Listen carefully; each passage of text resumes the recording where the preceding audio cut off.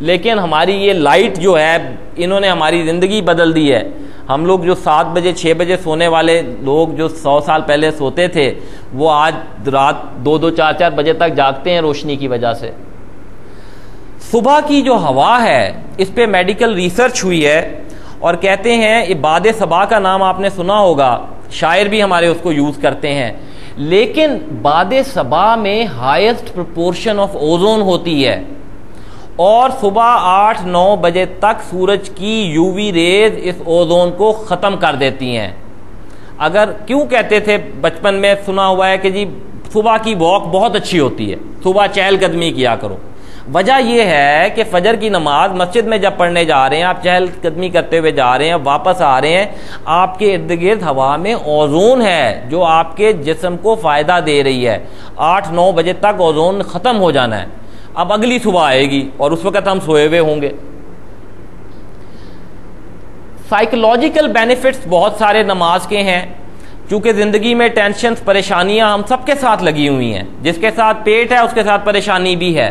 لیکن جب آپ اپنے اللہ کے پاس حاضر ہو جاتے ہیں تو آپ دنیا سے کٹ جاتے ہیں, اپنے آپ کو کاٹ لیں دنیا سے, اور یہ ذہن میں تصور کر لیں کہ اب میں اس اللہ کے سامنے ہوں اور وہ مجھے سن رہا ہے اور بڑے غور سے سن رہا ہے. پھر آپ ڈر جائیں گے اور پھر آپ کسی اور طرف نہیں سوچیں گے, آپ کا خیال اسی طرف رہے گا کہ آپ کے اللہ تعالیٰ آپ کو دیکھ رہے ہیں اور آپ کی سب ٹینشن اللہ دور کر دیں گے.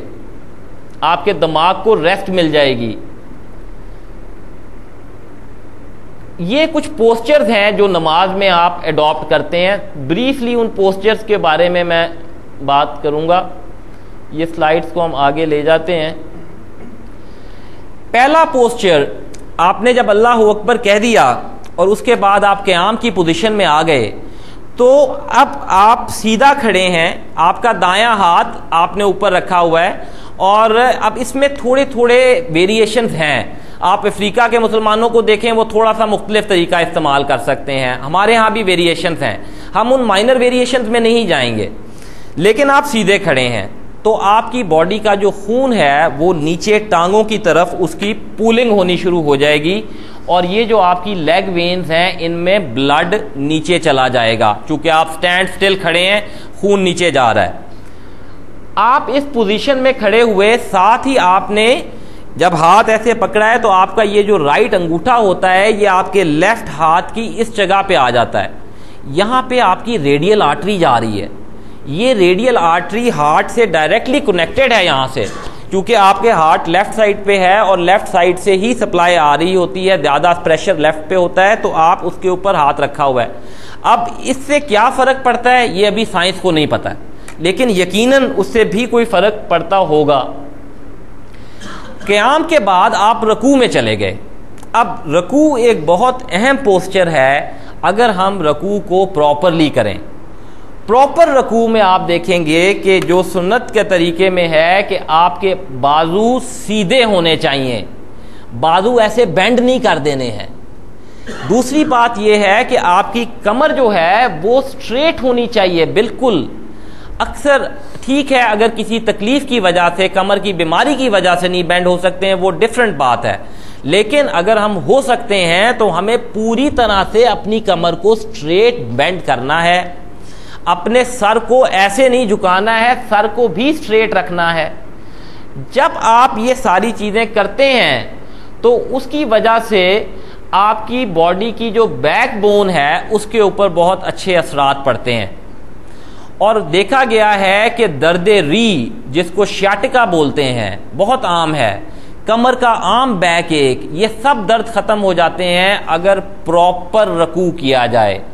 پراپر رکوع کیا ہے کہ ہم نے ہاتھوں سے اپنے گھٹنوں کو پکڑ لیا, اپنے بازوؤں کو سیدھا رکھنا ہے, بینڈ نہیں کرنا ہے, اپنی کمر کو سٹریٹ رکھنا ہے, سر کو سیدھا رکھنا ہے.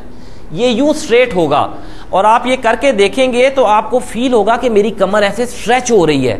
وہ آپ کی جو ورٹیبرل کالم ہے جس میں یہ آپ کی ریڑھ کی ہڈی کی سلائیڈ ہے تو یہ درمیان میں ڈسک ہوتی ہے, ان ڈسک کے اوپر ان کو پریشر ملتا ہے جس وقت آپ یہ کام کرتے ہیں اور اس سے ان کو انرجی ملتی ہے. تو پراپر رکوع آپ کی بیک کے پرابلمز کو ٹھیک کرے گا. لیکن اگر آپ پراپر رکوع نہیں کریں گے, اس طرح رکوع کریں گے، غلط رکوع کریں گے تو وہ کمر کی بیماریاں بھی کروا سکتا ہے شروع. تو اس لیے ہمیں پراپر طریقے سے بینڈ کرنے کی کوشش کرنی چاہیے اپنے آپ کو. یہ سلائیڈ بھی یہی چیز انڈیکیٹ کر رہی ہے. یہ مختلف ڈیزیزز ہیں جو ہو جاتی ہیں اگر ہم پراپرلی بینڈ نہیں کریں گے تو.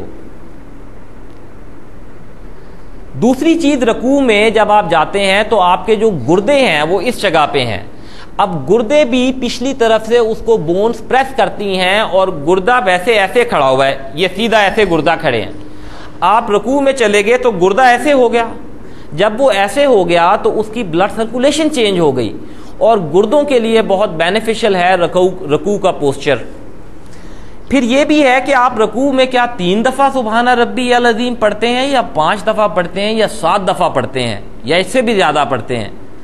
تو کہا یہ جاتا ہے کہ زیادہ سے زیادہ پڑھیں، چونکہ فائدہ اٹھائیں اس موقع کا. کیا پتا کہ اگلا رکوع کرنے کا موقع ملے یا نہیں ملے. اسی طرح سے انسان کا دل جو ہے وہ بھی رکوع کی پوزیشن میں جب آپ آتے ہیں تو وہ آپ کا دل اور دماغ اور گردے ایک لیول پہ آ گئے. ابھی یہ گردے ہیں، یہ دل ہے، یہ دماغ ہے. لیکن جب میں رکوع میں جاؤں گا تو میرا دماغ، میرا دل، میرے گردے ایک لیول پہ ہیں، ان کی سرکولیشن ایک ہو جاتی ہے. اس سے بھی ان کو بہت سارے بینیفٹس ہیں جو کہ زیادہ ٹیکنیکل ڈیٹیل ہوگی، ہم اس کو نہیں ٹچ کرتے. سجدے کا پوسچر جس میں انسان اللہ کے قریب ترین ہوتا ہے اور آپ اپنے آپ کو اللہ کے سامنے اس سے زیادہ کسی کے سامنے جھکتے نہیں ہیں.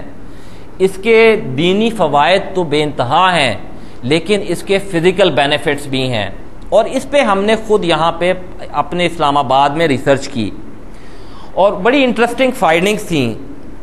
جب آپ سجدے میں چلے جاتے ہیں تو آپ کا دماغ، سر جو سارا دن سب سے اوپر رہا ہے وہ سب سے نیچے ہو گیا.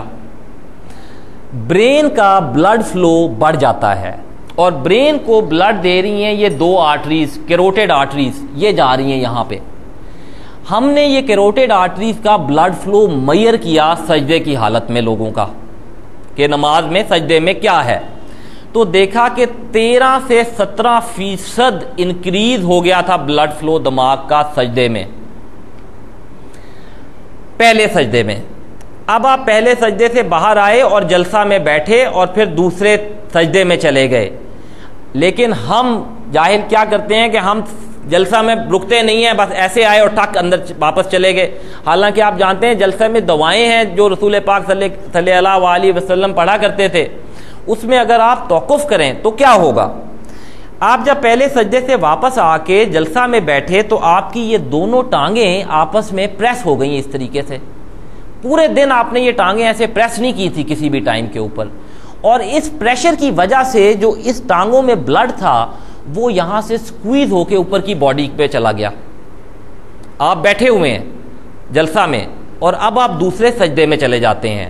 اگر اچھی طرح جلسہ میں بیٹھ کے دوسرے سجدے میں گئے ہیں تو دیکھا یہ گیا کہ پہلے سجدے کے مقابلے میں 5% اور زیادہ برین کا بلڈ فلو بڑھ گیا دوسرے سجدے میں، اگر صحیح طریقے سے جلسہ میں بیٹھا جائے.